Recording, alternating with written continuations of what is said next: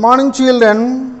Today we are going to start with the second poem of a beehive, and this poem is very interesting one, and we'll learn a lot of things from this poem.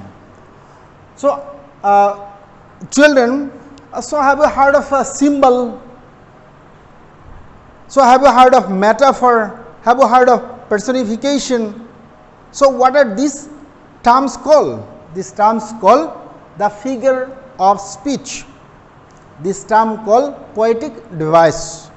My dear children, so before starting the lesson, it is better to learn something about the poet.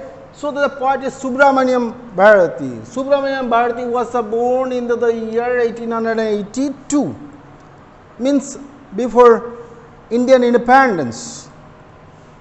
And he was a very fiery writer. In his writing we see that the fiery poems and songs that inspire or enthuse people for patriotism and nationalism. He wrote many poems just before India got independence, and because of that many people were inspired or motivated for the freedom of the country. So he was a Tamil poet, writer and journalist, and he is popularly known as Mahakavi Bharati. My dear children, these poems are little different from the prose. In the poem particularly, what we see is that there are layers and layers of meaning. What is not the simple word, what is very much suggestive, what actually stands for something, what represents something. Therefore, the term that we use for this one is a symbol. It is called the symbol. Therefore, the poet uses a symbol. Many a time poets take the liberty of using their own native or own symbol to imply or indirectly mean something, and that becomes quite interesting. Therefore, the poems become very much suggestive. For this reason, in order to appreciate a particular poem, what is needed is you need to read it, and then try to understand the meaning, try to understand the direct meaning, try to understand the indirect meaning of the poem, so that you can appreciate the poem, you can enjoy the poem, and you can make your own analysis of the poem. My dear children, so before start, let us see. So we'll see some picture. Let us see the picture. So this picture. So this is the picture of Subramaniam Bharati. So I suppose you have seen the picture. He was a very renowned figure, as you have discussed now, a Tamil nationalist poet, and bring a lot of change in Tamil literature. My dear children, you see this image, some images are given in the top. You see this is the picture of the sky, beautiful blue sky. There is this particular instrument that actually tells about the movement of the air. Therefore, here you will see another picture. This picture you see, my dear children, this is the picture of the ship in the high sea, and it is facing some challenge, it is facing some problem or difficulty, as we do in our life. So in this poem also we will come to understand what are the problem of our life, how to face the challenges or the problem or difficulties of our life. If we cannot face the challenges, then what will be named or what will be called? And if we become very strong, very physically and mentally, then what will be the reward for us? So, we will learn all this from this very simple poem, wind. So, let us see the poem, my dear children. So, let us start with this poem. So, let us see what is wind. So, wind is the movement of the air. When the air make a movement, then we used to call it wind. So, that means it is air. Now, the wind may be of different type. It may be very mild one. Mild means very gentle. Mild means very gentle one. It may be very strong one. It may be very strong one. That is the storm. S-T-O-R-M, storm. That may be the hurricane. H-U-R-R-I-C-A-N-E, hurricane. So, from this we understand that this wind has both the aspect. Number one, it has the positive aspect. Number two, it has the negative aspect. So, the philosopher rightly says, life is as you think it. Means life may be a tragedy for those who think it is, and life may be a comedy for those who feels. Therefore, in the similar manner, the wind also may be a positive force for people, and for some other people it may be a negative force. Therefore, for whom these are the positive force and for whom it is the negative force, will make an analysis. And before that, as we are talking about this what a wind is, not simple wind which is making movement, which is the movement of the air, which is the tempest or the hurricane like this. So, this wind actually is a representative of, it actually is the symbol or the representative of the hardships.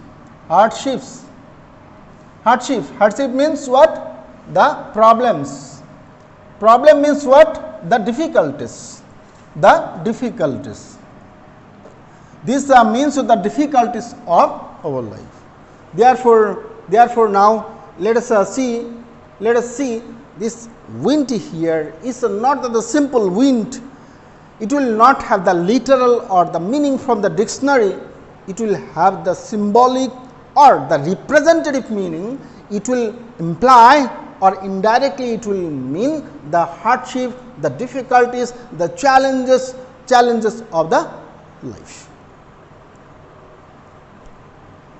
Therefore, my dear children, so just in the beginning we have come to understand that this particular poem is a very motivating poem, and it gives a lot of motive, lot of inspiration, lot of enthusiasm in the mind of the reader, so that they can very boldly face the challenges of life.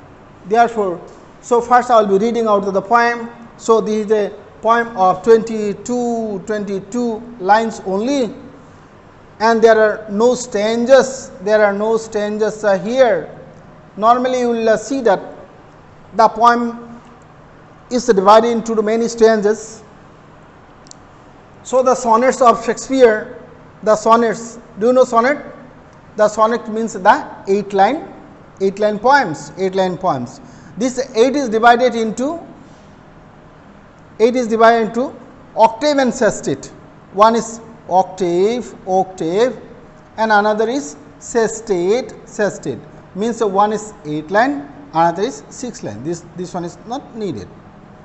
That means it is divided into two parts, octave and sestet, but here we will see that it is not divided into the stanzas, but it is divided into some meaningful segments or section. Will you proceed now? Let us proceed to the poem. So, let us continue.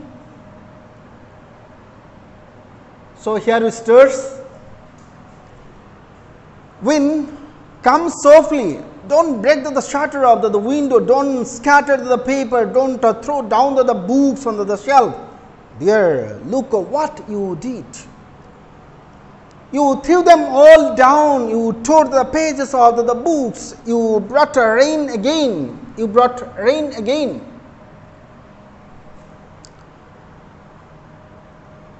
You are very clever at poking fun at weaklings, frail crumbling houses, crumbling doors and crumbling rafters, crumbling wood, crumbling bodies, crumbling lives, crumbling hearts. The wind got windows and crushes them all. He won't do what you tell him. So come, let us build strong homes. Let us join the door firmly. Practice to form the body, make the heart steadfast. Do this, and the wind will be friend with us. The wind blows out the weak fire. He makes a strong fire roar and flourish.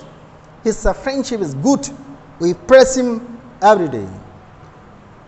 Now, my dear children, will be explaining the poem. So, let us see the explanation now. So, we have seen the significance of the title, how the title is indicative of the message of the poem, the theme of the poem, the theme that we have to face the challenges of life. So, now when we will be discussing the poem, when we will be making the analysis of the poem, we will also have to know the structure of the sentence.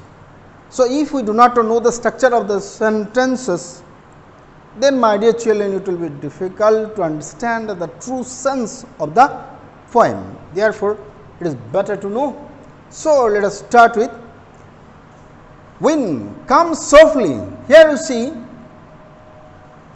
what sort of sentence it is. So, what sort of sentence it is? It is a kind of maybe apple. It may be a kind of apple. It may be kind of order. It may also be kind of request. Then for this, what sort of sentence is used?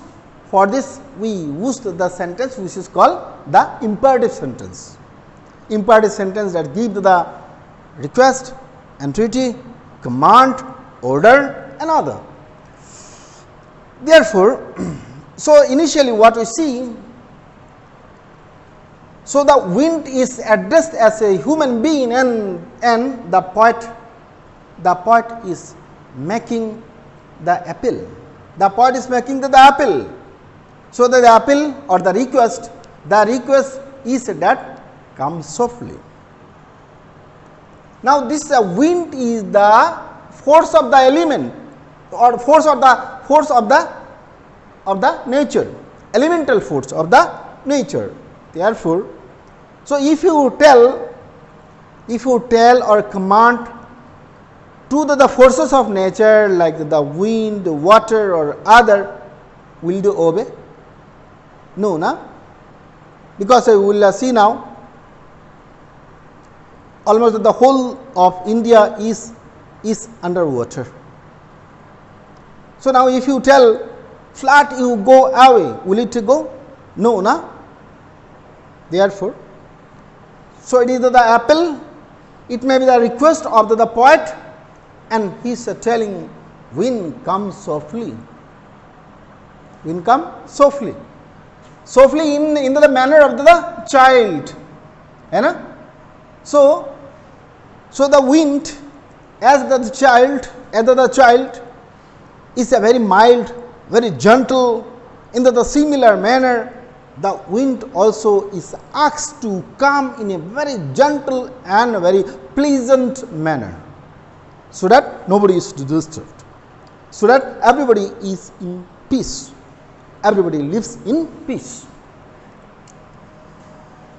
Don't scatter the papers, don't throw down the books on the shelf. My dear children, you see, this don't and do not. Do you know the difference between these two? So, when you are telling don't, that means a lot of emphasis is there. When you are telling do not, less emphasis is there. The point here is very categorically, very boldly telling, very boldly, very forcefully telling that you should not scatter the paper, because when you are moving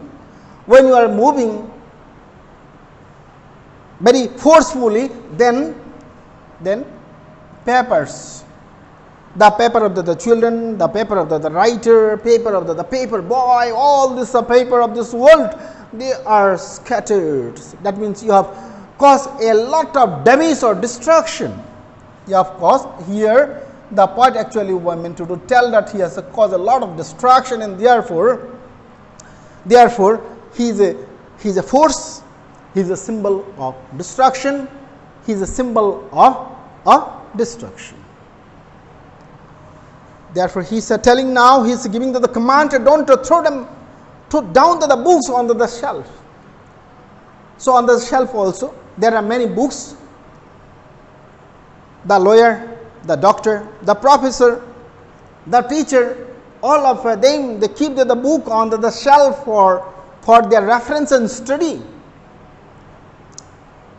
Therefore, these books are thrown down because of the flowing, because of the moving or movement of the wind, they fall. Then he continues, "Dear, look what you did. You threw them all down. You tore the pages of the books. You brought rain again." So now these are the activities done by the wind, and some of the activities are harmful. Some of them are destructive in nature, and some of them are beneficial or constructive in nature. Therefore, the poet is now reminding, "Dear, look what you did. आप खुद देखिए आप क्या किया, आपने क्या किया? You threw them all down. You threw them means all the books. You have thrown all the books down from the shelf. You tore the pages of the book. And when it is thrown, many of the pages, when it is scattered or spread, many of the pages are also torn very miserably. It brought rain again. So you have brought rain again. So because of the movement of the wind, so the cloud also move, and because of the movement of the cloud, when the cloud gathers, then it actually forms the rain. Therefore, these are the things that is done by the wind. Therefore, in other words, we can tell this wind here. Wind is also the symbol of. It is the symbol. I am writing SY for force. That means it is also giving some energy. It is giving some energy. It is also the symbol of the force. Symbol of the force. That means in two different way we can make this word symbolic. One constructive way. We can tell that this is the symbol. This is a symbol of the hardship or the problem of our life, the difficulties of our life. Or in other words, we can tell that this is the symbol of the forces, symbol of the forces or energy. Therefore, now let us continue. My dear children, let us proceed. So, here we move. You are very clever at poking fun with the weaklings, frail, crumbling houses, crumbling doors, crumbling rafters, crumbling wood, crumbling bodies, crumbling lives, crumbling hearts. So here you see, my dear children,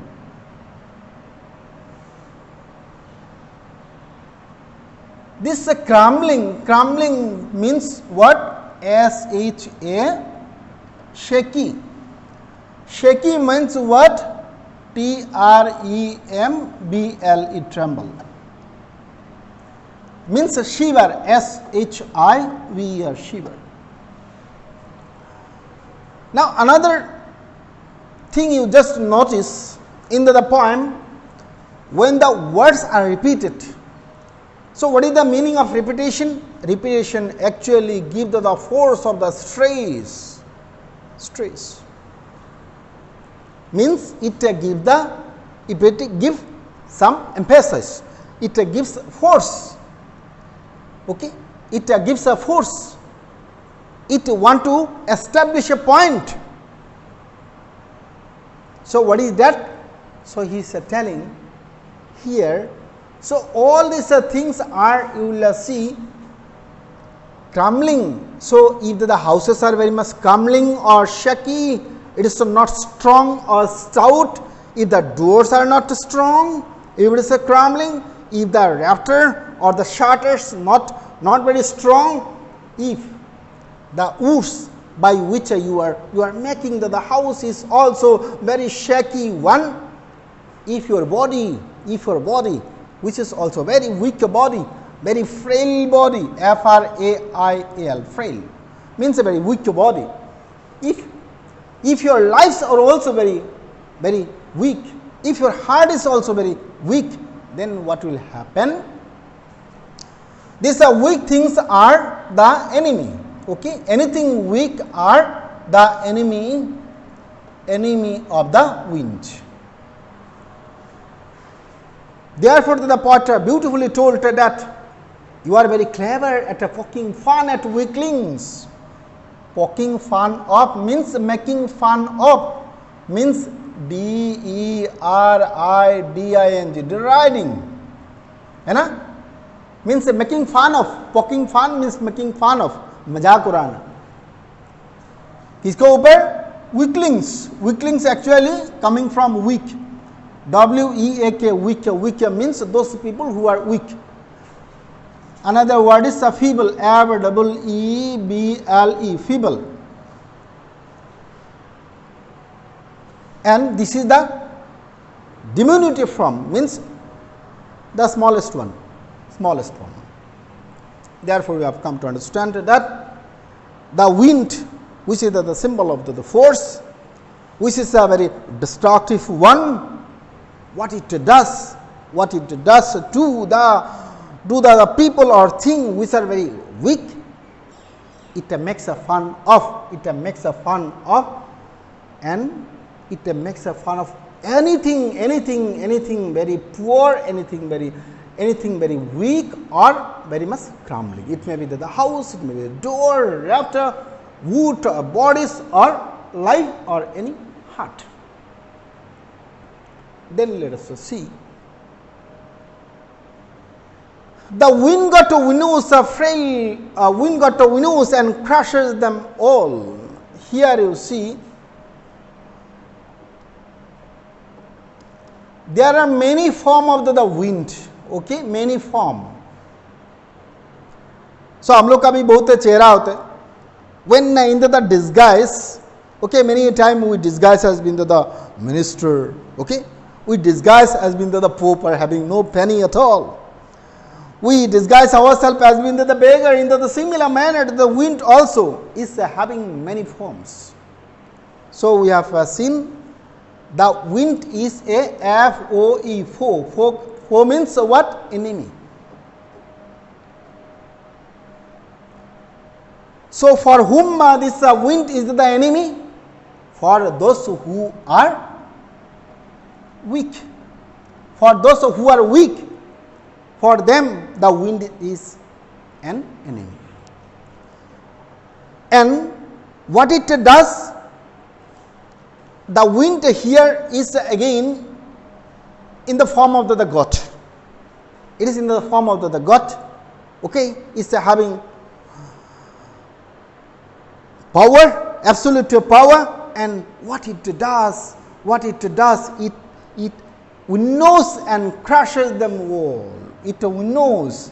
So do you know this winnow? W-I-N-N-O-W. Winnow.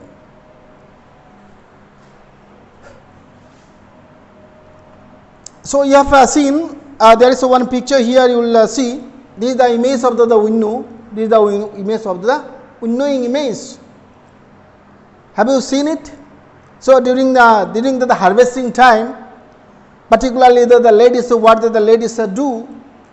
So the ladies actually they separate the husk. Okay, they separate the husk from the grain, and then they do like this. So they continue singing in the company of other women, and they continue doing this. But nowadays, what happened because of this discovery of the machine, because of this discovery of the modern tools. So this particular scene is very rare. It cannot be seen. So in the similar manner, the poet here uses this particular image, the image of the women separating the grain from the husk in the similar manner. The wind god also, what it does, this he separate the strong from the weak. Those who survive, only those who are strong, they only survive.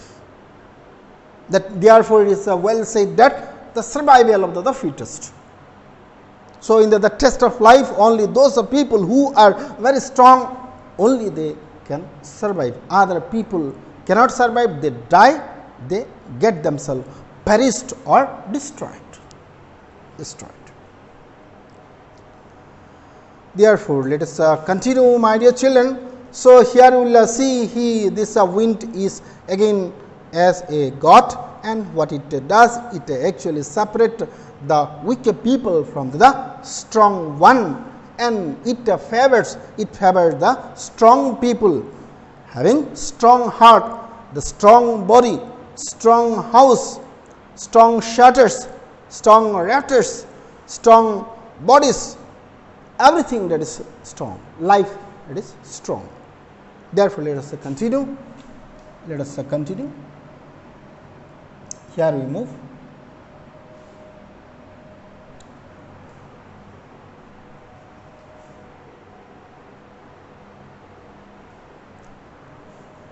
He wants to do what you tell him. Now, my dear children, you see, so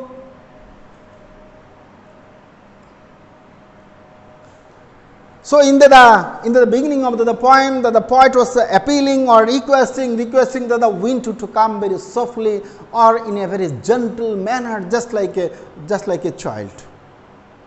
But he is very much defiant. Do you know defiant? Defiant means defy. Defy का मतलब है, simple word है, लेकिन meaning बहुत बढ़िया है. So this defy means what? Disobey. He disobeys the order of a human being. Therefore, you will see he will never obey your order or command, and as he doesn't obey your command, therefore the poet is now making some proposal. So he is making some proposal. Let us join to the doors firmly, practice the firm, the body, make the heart steadfast. So here again, let us see the structure of the sentence. What sort of structure, what sort of sentence it is? So this sentence is what sort of sentence? Optative sentence. This sentence actually gives the proposal. Let us go to the field. let us have tea. So, these are the proposal. Therefore, now as the poet has seen that it is a very much powerful, it never obeys to the order, it defies the order of any person on the face of the earth. Therefore, he now found out a particular middle path. So, the middle path was that he was now giving the proposal or suggestion.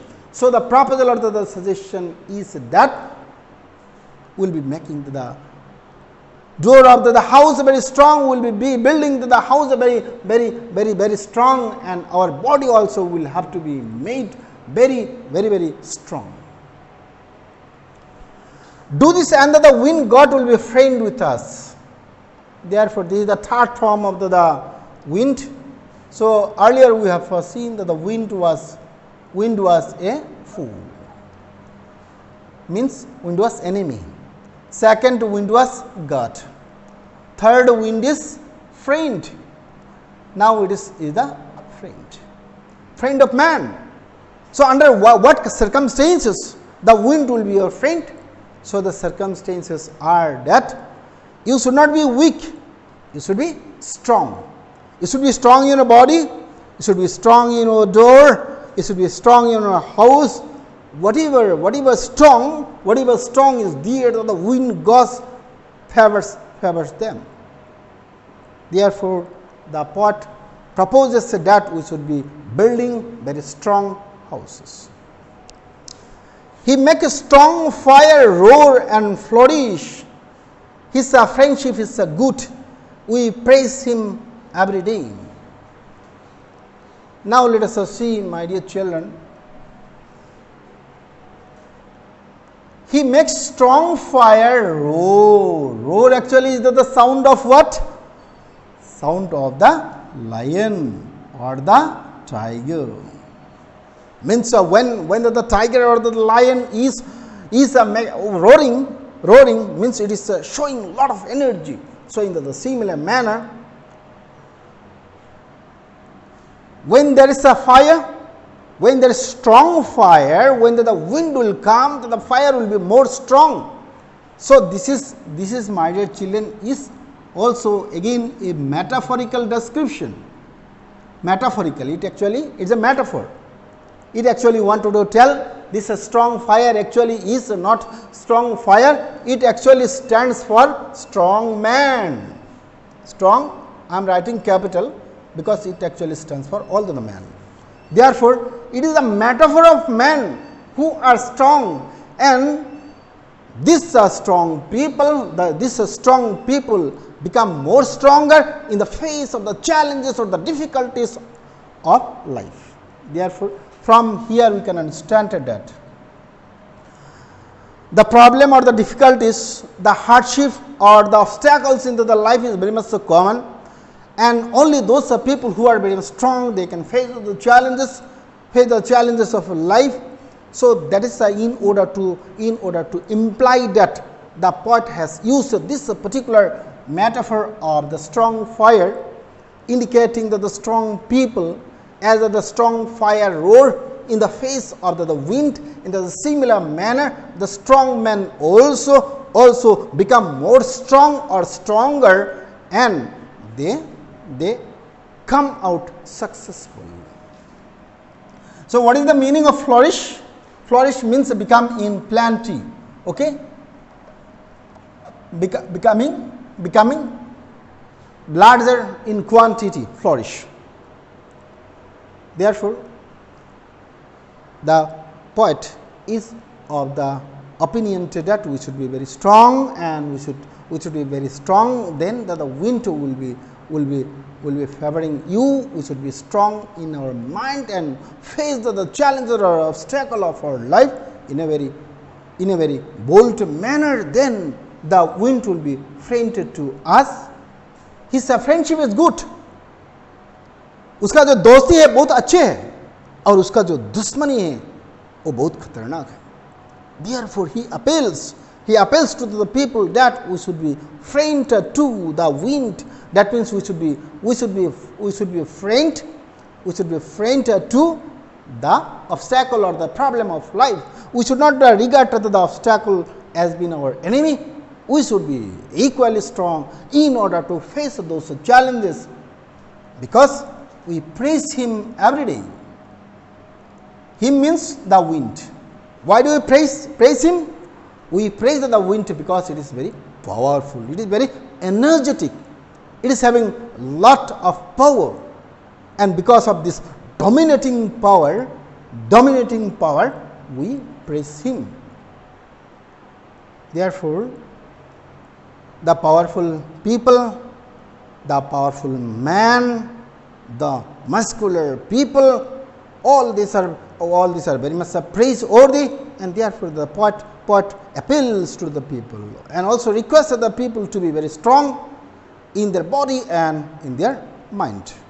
So, this is in brief the poem, and I suppose you understood the content of the poem. So, now let us see, my dear children, we will proceed and we will see the questions. Some of the questions we will see.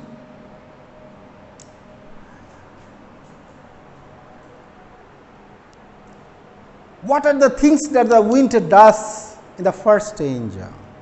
Of course, there is no obvious stanza, so it is divided into the form of some logical meaningful part or the segment. So, in the first part what we see is that, so it is in the form of the enemy, and when it is moving very fast, and what it does, it throws the book from the shelf, and it is tearing the pages down. So, these are some of the activities that is done by the wind in the first stanza of the poem. So, my dear children, it is better to know some of the other terms related to this. Let us see this part. So, we will see. So, we are talking about this poetic device. So, we will see this poetic device. One is the personification, my dear children.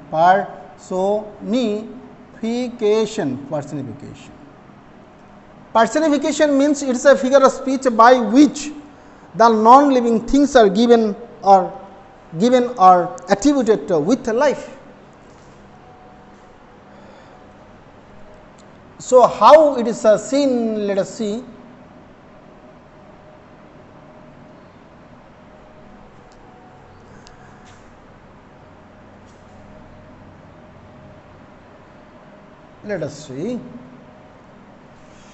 There, look what you did. You threw them all down. You tore the pages of the book. So, this you. That means this poem is in the form of the dialogue. The poet is talking to the wind as if the wind is a human being, and therefore, this you, by this use of this you, the poet uses this poetic device called the personification.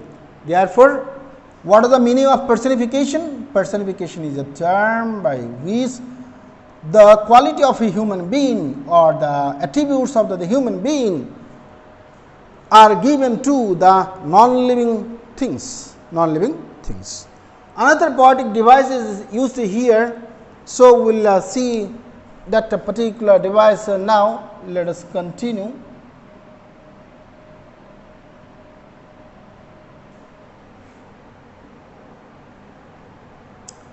So, in the first part you see, in the first part itself,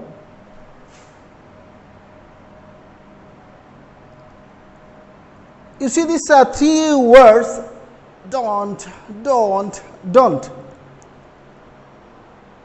So, this is repeated, this particular word don't repeated in the successive line, means this is line number 2, this line number 3, this line number 4. In the successive line, either the same word is repeated, then the device, this device is called what? This device is called anaphora. Will you remember? Therefore, anaphora is a figure of speech or a poetic device by which the same word is repeated in the successive lines. Therefore, the last one we will see, the poet uses the metaphor. So, what is a metaphor, my dear children? So, metaphor is a comparison, metaphor is a poetic device in which two things are compared. As you have seen in the explanation, two things which are very different in nature, very much different in nature. Both these things are compared. So, it is not only compared, one thing is likened. Okay, one thing is likened. मतलब केवल ये comparison नहीं है, ऐसा लगता है कि एक चीज मतलब ए दूसरे जैसा है. A is equal to B, almost equal to b. So, this sort of thing, this sort of device or the poetic device is called the metaphor. And whole poem is a metaphor because it actually states about human being.